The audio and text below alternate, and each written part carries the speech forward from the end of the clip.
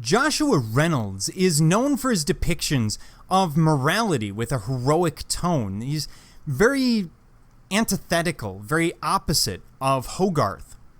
He was also interested in depicting the nobility of character, and he's going to try and capture that in a number of different ways, as we will see with his painting of Lord Heathfield.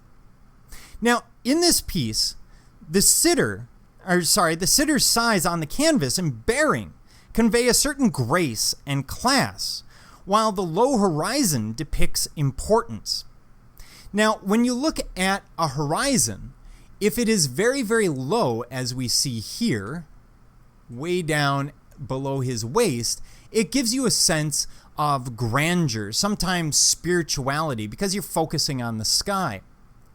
If, on the other hand, it was quite high, it gives us the idea of the terrestrial, things happening on Earth, real life. Now here, what we see is Lord Heathfield being depicted as the defender of the Rock of Gibraltar.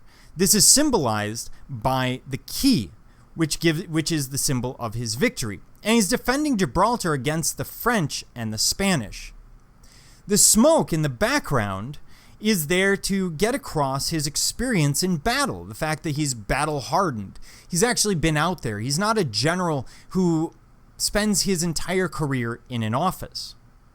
And here again, we have a sense of unadulterated realism. So let's break this piece down a little bit. We have both Baroque and Renaissance ideas. We have the Baroque with the ambiguous background. Obviously, we don't see, for example, the massive Rock of Gibraltar in the background. Instead, the artist puts smoke there. We have dramatic lighting coming from the left, probably from in front, despite the position of the sun when you look at the background.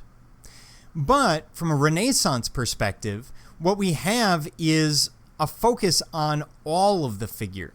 The use of chiaroscuro is fairly limited here. It does add dimensionality, but it's not the same darkness that we saw from Caravaggio and others. It's more similar to something we might see from Leonardo with his Madonna of the Rocks. And in terms of realism, tell me that this is an idealized face and I have a bridge to sell you. When you look at him, there's nothing idealized here. I mean, yes, he has a certain stature, but at the same time, they're not idealizing that form. And these ideas will become jumping off points for other portraits. I should also point out, much like our depiction of Charles I by Anthony van Dyck, what we see is a sitter that's actually seated above us.